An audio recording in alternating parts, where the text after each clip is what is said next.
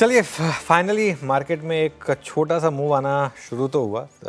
छोटा सा इसे 16 पॉइंट भी मूव लगता है आजकल। 25,480 पर इस समय निफ्टी और सेंसेक्स 83,500 के ऊपर। लेकिन 83,500 पर काफ़ी कॉल राइटर बैठा है, तो वो 3 बजे के मूव में लगता नहीं कोई खास मूव आएगा। देखते हैं, टाइम देते हैं इसको। 83,550 पर इस समय अब हमारे साथ राहुल अरोड़ा जुड़े, निर्मल मांग इंस्टीट्यूशनल इक्विटीज़ के CEO।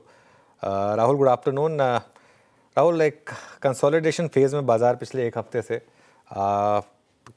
क्या रीज़न रहा आपके हिसाब से जो इस तरीके के मूव्स में मार्केट फंसा हुआ है, और यहाँ से ट्रिगर क्या होगा मार्केट के लिए आगे जाते हुए?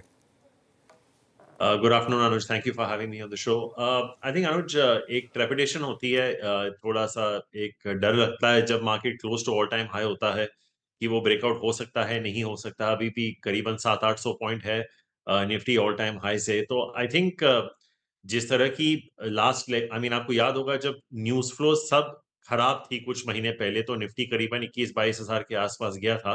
वहां से एक बहुत शार्प पुल बैक हुआ है, ऑलमोस्ट 20% निफ्टी में। तो ऑब्वियसली कहीं ना कहीं हम वैल्यूएशंस को देखते हैं तो they are not entirely supportive right now. I think अगर आप सारे लार्ज कैप सेक्टर्स को भी देख लें, जो कमेंट्री आ रही है, जो बैंकों की कमेंट्री है या कंज्यूमर कंपनीज की है, आईटी पे एक बहुत बड़ा सवालिया निशान है। जो लेटर दिस वीक हमें पता चलेगा कि ये सारे जो जियोपॉलिटिकल रिस्क हैं, टैरिफ्स वगैरह पे, उनकी क्या गाइडेंस है। तो आई थिंक कुछ सेक्टर्स ऐसे हैं जहां पे इतनी अच्छी विजिबिलिटी नहीं है, लेकिन मार्केट में बहुत भयंकर लिक्विडिटी आ गई थी और बहुत शार्प रैली। तो आई थिंक कहीं ना कहीं जाके ये 22, 23, 24 पे इजी कॉल हो जाता है अनुज, लेकिन जैसे आप 26 के आसपास आ जाते हैं, पीपल स्टार्ट आस्किंग कि are these valuations justified. So मुझे अभी भी लगता है कि we are in a consolidating market. जो बाकी के 6 महीने रह गए हैं इस 2025 ईयर के, मुझे लगता है कि ब्रॉडली ये भी कुछ आई थिंक 23 टू 27 के ब्रॉड रेंज में ही रहेगा। आई डोंट थिंक कोई ऐसा नेगेटिव न्यूज फ्लो आएगा कि मार्केट यहाँ से टूट जाए। कॉन्वर्सली ऐसी कोई इतनी पॉजिटिव न्यूज फ्लो नहीं दिख रही कि मार्केट यहाँ से 2-3 हजार पॉइंट चढ़ भी जाए। तो आई थिंक ये एक साइडवेज मूव जो आप बात कर रहे थे अभी मार्केट के बारे में, आई थिंक वो अगले 6 महीने तक मुझे लगता है जीवित रहेगा। ओके। मीनवाइल, जैसे मैंने बोला कि शायद कोई 3 PM मूव मार्केट उसके मूड में ना हो, एकदम से मूव आया। और ये देखिए, ये वीकली एक्सपायरीज पे यू नेवर नो कब वो 3 बजे का मूव आ जाए। कौन सा जेन स्ट्रीट कहाँ बैठा है कई बार पता नहीं चलता। अब वो एक जेन स्ट्रीट बैन हुआ तो पता नहीं दूसरा एक्टिव हुआ या नहीं, जो भी है, लेकिन मूव तो आया। और सेंसेक्स 83,500 छोड़िए 83,600 भी क्रॉस कर गया। खैर, एनीवे, राहुल, आज सुबह 2 अपडेट्स पर मार्केट ने रिएक्ट किया, कोटक बैंक के और टाइटन के। टाइटन आज का टॉप लूजर और कोटक आज का टॉप गेनर। इन दोनों स्टॉक्स पर आपकी क्या राय होगी? अनुज, कोटक की तो कमेंट्री बहुत ही स्ट्रांग थी। आई थिंक पहली बार उन्होंने प्रोविजनल नंबर्स दिए हैं। 14-15% का growth is not funny on that base. I think remarkable numbers. But इसमें यही है अनुज कि अगर आप प्राइवेट सेक्टर बैंक्स के वैल्यूएशंस देखें, चाहे आप आईसीआईसीआई और एचडीएफसी को भी डाल दीजिए इसमें, they have cross 2.5 times price to book. Kotak उसी के आसपास है, ज्यादा डिस्काउंट पे नहीं चल रहा। आई थिंक अगर आप मोस्ट बैंक्स को देखें अनुज, इस वक्त उनकी जो सीडी रेशियो है वो 85% प्लस है।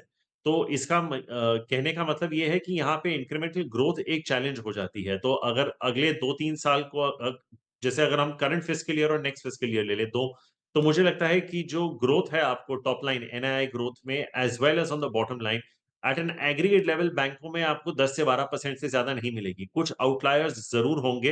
HDFC is a classic example, Kotak is a classic example. तो हमें लगता है कि अगर आपको बैंकों में होना है तो our tilt would be more towards ICICI, HDFC, Kotak and SBI. उसके अलावा हम ज्यादा we will not be too adventurous in the banking sector. और मिड कैप बैंक्स में सिटी यूनियन, तो आई थिंक थोड़ा सा एक डिस्काउंट है, बस ज्यादा नहीं है, but blow out numbers. Titan का अनुज आप देखेंगे जो ट्रेंड का भी एक रिएक्शन था कुछ दिन पहले, आपको याद होगा। I am not sure how it close that day, but करीबन 8-10% ट्रेंड भी नीचे था, जो कि बहुत रेयर होता है ट्रेंड के मूव के लिए। तो आई थिंक कुछ ऐसे स्टॉक्स हो गए थे कंज्यूमर डिस्क्रेशनरी में अनुज, जो प्राइस टू बियॉन्ड परफेक्शन होंगे।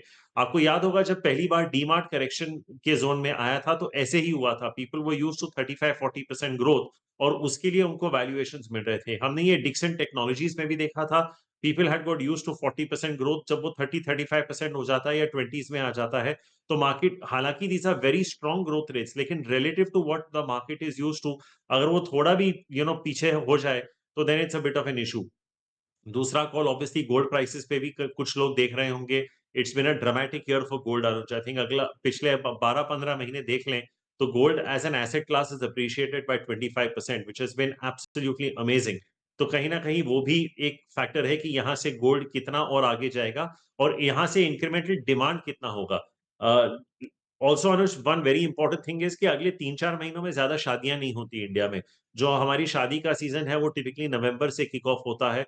तो आई थिंक ये सब चीजों का एक फैक्टर है, valuations, growth, gold prices, you know, absolute growth rates coming down, and of course, I mean, any stock trading at above 40 times is very little margin for error. And Kotak, like I said, absolute blowout.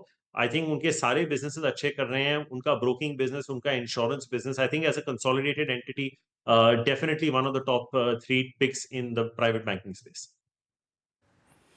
Okay. आज राहुल, आपने lunch में क्या खाया था आज? Seriously मैं ही पूछने वाला था। At least you gave 60 points. बात 60 पॉइंट की नहीं है। वैसे लग रहा था कि जैसे रेगिस्तान में एक गिलास पानी मिल गया हो ना किसी को, ये उसी तरीके से लग रहा है ना आज? मैं यही पूछने वाला था कि राहुल मतलब एकदम से शायद आप ही की वेट हो रही थी कि बस आप आएँ और ये मार्केट को ये जो एक इसमें फंसा हुआ था रेंज, इससे बाहर निकालें, और अच्छा खासा आप बाहर निकला उससे। खैर ये थोड़ा एक्सपायरी का भी इम्पैक्ट है Viru, make no mistake about it. मंगलवार का दिन है आज, और वो मंगलवार का 83, दिन, 500, 83, 600 की कॉलें देखिए आप किस तरीके से सर्ज हो रही हैं। जी हाँ। अच्छा चलिए, एंजॉय कीजिए जिसके पास कोई कॉल है तो, और थोड़ा राइटर स्टेप होते हुए यहाँ पे। अच्छा खैर, अब एक आते, coming back to that issue. अच्छा, अभी वैल्यूएशंस की बात हुई। एक और चीज़ जो कि अब थोड़ा सा प्राइस डैमेज जो है वो अरेस्ट हुआ है, प्राइस अप्रिशिएशन देखने को मिल रहा है, वो है एशियन पेंट्स। राहुल, आपने ऑफ कोर्स रीड किया होगा पिछले 4-5 दिन में, टेक्निकली बहुत कुछ बदला है इस स्टॉक में। फंडामेंटली इस प्राइस पर आपका व्यू क्या है इस वक्त? जो रिसेंट न्यूज फ्लो था, हमें नहीं लगता कि it will impact them by more than 10%। जो straight answer to your question. हालांकि जो आपने पूछा है, ऑब्वियसली काफी सारी चीजें बदली हैं, competition is rising. I think एक बहुत अच्छी चीज जो एशियन पेंट्स के फेवर में गई है, despite the middle east crisis, crude out of control नहीं गया। तो उनका एक जो मेजर रॉ मटेरियल था वो उनके कंट्रोल में है, but there is competition that has risen. I think, Viru, if you go back many years back, जब मारुति एक लौता प्लेयर होता था मार्केट में, उसके बाद जब Hyundai वगैरह सब आए and they made success stories, Toyota etc. तो एक वैल्यूएशन रीसेट होता है। नाउ द क्वेश्चन इज कि ये the the thing about Asian paints was it was the HDFC bank of consumer. अगर मैं एक तरह से देखूं कि एक जमाना था कि आप एचडीएफसी बैंक के विरुद्ध ना कुछ कह सकते थे, वो बस अटका हुआ था 4.5 टाइम्स, कभी कभी 5 टाइम्स ऑल्सो। तो Asian paints has seen that. But obviously जहां पे आप एक रियल एस्टेट पे भी कॉल ले रहे हैं, is the growth going to be as strong in real estate over the next 2-3 years जो हमने कोविड से बाहर निकलते हुए देखा था? ये बात जरूर है कि लग्जरी रियल एस्टेट बहुत अच्छा कर रहे हैं। आई थिंक डीएलएफ ने पिछले कुछ लॉन्चेस में, आई थिंक मैं पढ़ रहा था, 10-11 हजार करोड़ तो आराम से समेट लिए, लेकिन वो प्रीमियम है। तो I would not go with the absolute value of real estate sales, actual units कितने बिक रहे हैं। बैंगलोर में एक इशू है, there is definitely a slow down in IT services, Poona में भी देखने को मिल रहा है। एनसीआर में there is excess supply. In fact हमारी रिसेंटली अनुज पुरी से भी बात हो रही थी, okay, so I'm not entirely convinced that real estate is going to have the best, 2-3 years ahead compared to what the last 3-4 years have been. Add to that competition, valuations, and the fact कि मैं आपको actually एक और उदाहरण दे सकता हूं इसमें Veeru. I think आप पॉलीकैब पे भी नजर रखिए, क्योंकि अब अदानी और अल्ट्राटेक भी आ गए हैं। तो आई एम श्योर कुछ समय बाद आप जो मुझे अभी क्वेश्चन एशियन पेंट से पूछ रहे हैं, वही क्वेश्चन पॉलीकैब पे भी आ जाएगा कुछ समय बाद कि Polycab used to trade at 45-50 times, अभी आप देखिए पॉलीकैब भी 35 टाइम्स पे आ गया है। So there is a method to the madness. ये स्टोरी बार बार रिपीट होती है, मोनोपोलीज ब्रेक होते हैं, and you are seeing that across sectors. If you wanted to buy this space, Viru, मैं थोड़ा एक कॉन्ट्रा कॉल दे दूंगा। I would say probably be more with Berger Paints than Asian Paints. It may not be the consensus view, but I think, if I look at the product spread, जितना उनका automotive वगैरह भी है, I think it may not be a bad idea to look at something like a Berger Paints as opposed to Asian. Okay, Berger paints वो एक better choice होगी और यहाँ पर वर्सेस एशियन पेंट्स। अच्छा, आगे चलते हैं, एक दो बास्केट्स को और छेड़ते हैं। अब जहाँ पे प्राइस कन्विक्शन दे रहा है, वैल्यूएशंस ये आप तय करिए, मतलब आपके कंफर्ट जोन में है कि नहीं है। केमिकल बास्केट में अभी कमोडिटीज़ में थोड़ा सा अगर आऊँ तो यहाँ पे चाहे वो केमिकल्स वो अच्छा कर रहे हैं, मेटल्स ने एक स्विंग प्रोवाइड किया बट अभी वो ट्रेंड में कन्वर्ट नहीं हुआ। I think so. इन दोनों में से आपको ज़्यादा कन्विक्शन क्या दे रहा है? SRF at all time high, Deepak अच्छा मूव देता हुआ, नवीन फ्लोरिन में हम बात नहीं करते क्योंकि it's not a part of derivatives now, but chemical पे आपका टेक इस वक्त? वीरू, जो रीसेट केमिकल्स में हुआ था 2020 और 23 के बीच में, जहां पे most chemical stocks in India, आपने सिर्फ एसआरएफ और नवीन का जिक्र किया, इसमें आप आरती, विनती, Rosari, fine Organics, clean sciences, ये सारे नाम डाल दीजिए। These were all between 5 to 10 beggars 3 साल के बीच में। नाउ द प्रॉब्लम इज, ये जो है सब सेगमेंट्स में मूव होते हैं। तो आपने एसआरएफ और नवीन की बात की, एक बहुत बेहतरीन दौर था फ्लोरिनेशन के लिए, जहां पे ग्लोबल सप्लाईज कम हो रहे थे, चाइना की भी सप्लाई कट हो गई थी, तो वो जो सारा माल इंडिया की तरफ आ गया था, दैट बेनिफिटेड एसआरएफ एंड नवीन, और वो मल्टीपल रीरेट हो गया था। आई थिंक जब आप साइज और स्केल की भी बात करते हैं, from a incremental return on capital employed perspective, SRF and Naveen come into that sort of basket. But उसको छोड़ के अगर आप पिछले 2 साल में देखें, आई थिंक ब्रॉडली अगर आप ओलियो केमिकल्स को छोड़ दें, जिसमें से आपको शायद गैलेक्सी सर्फैक्टेंट्स एक नाम है जो याद आता है, which has grown relatively faster, कहीं पे आपको 15% की कंसिस्टेंट ग्रोथ हर क्वार्टर में नहीं देखने को मिल रही है। That has been the issue for the chemical sector के वैल्यूएशंस 45-50 टाइम्स पे हो गए थे, या इवन 40 टाइम्स पे। पर अगर आपकी आरओई आरओसी 15, 18, 20% के आसपास है, और आपकी ग्रोथ रेट भी 12-15% के आसपास है, और आपका वैल्यूएशन उसके 2x है, दैट्स अ प्रॉब्लम। केमिकल्स में अगर आप एग्रोकेमिकल्स डाल दें, एंड नॉट जस्ट बिकॉज अभी मॉनसून के प्रेडिक्शंस अच्छे हैं, we have like this name for quite some time now, is Sumitomo Chemicals. Obviously MNC company है, तो रिलेटिवली वैल्यूएशंस थोड़ा ज्यादा एक्सपेंसिव है कंपेयर टू द अदर्स, लेकिन उन्होंने जो 5 मॉलिक्यूल्स इन लाइसेंस किए हैं अपने जापानीज पेरेंट से, हमें लगता है कि वहां पे 20% से ज्यादा अर्निंग्स ग्रोथ बहुत पॉसिबल है अगले 3 साल में, कंपाउंडेड। इनके आरओईज अगर आप देख लें, 24-25% है, आरओसीज भी करीबन 25-27% है, which is anyway 500-600 basis points higher than the rest of the chemical basket. So at about 30-31 times, I'd be more inclined to buy something like a Sumitomo than buying specialty chemicals और specialty ingredients. So I think हमारा जो topic होगा इस पूरे basket में, वीरू, वो Sumitomo chemicals होगा। Okay, Sumitomo chemicals ये इस समय टॉप पिक रहेगा। Meanwhile market at days high और अच्छा खासा मूव अब 25,523 पर। आज सुबह भी हम जब बात कर रहे थे कि एक फ्लैग पैटर्न बन चुका है और इवेंचुअली मार्केट ब्रेकआउट करेगा, और शायद उसका फर्स्ट साइन यहाँ पर दिखता हुआ। राहुल, कैपिटल मार्केट से रिलेटेड स्टॉक्स में बड़ी गिरावट है। कल भी सेबी की स्टडी आई कि 91% ट्रेडर्स अभी भी पैसा लूज़ कर रहे हैं, और जो लॉस है वो नंबर ऑफ ट्रेडर्स भले ही कम हुए हैं बट लॉस 40% बढ़ गया है। मतलब जो बचे हुए हैं वो तो और भी ज़्यादा लॉस कर रहे हैं। और वो जेन स्ट्रीट वाला मामला भी है, तो बहुत लोग जोड़ कर देख रहे हैं इसको कि क्या आगे जाते हुए कुछ और कर्ब्स आएंगे या नहीं आएंगे। BSE, एंजल वन, आप थोड़ा मुस्कुरा रहे हैं क्योंकि आपका बिजनेस भी इम्पैक्ट होगा ऑब्वियसली, लेकिन इन पर क्या व्यू रहेगा? Anuj, this is a very volatile business. Firstly I think जो भी इस बिजनेस में है, वो आपको कहेगा कि there is nothing, this business does not move in a linear fashion. ये पूरा ही ऑपरेटिंग लेवरेज और डी लेवरेज का बिजनेस है। तो I think obviously when things are going right, it's a great place to be hiding in. I would not be too perturbed कि ये जो रिसेंट नॉइजेस हैं, इससे स्टॉक्स पे क्या असर पड़ रहा है, for the very simple reason, let's take mutual funds. वो बेसिकली सब कुछ वहीं से डिराइव होता है, राइट? ब्रोकिंग वगैरह, जो आप पैसा वहीं से जो इन्वेस्ट कर रहे हैं, और फिर जो रिटेल के हैं, जो आपने एंजल वगैरह की बात की।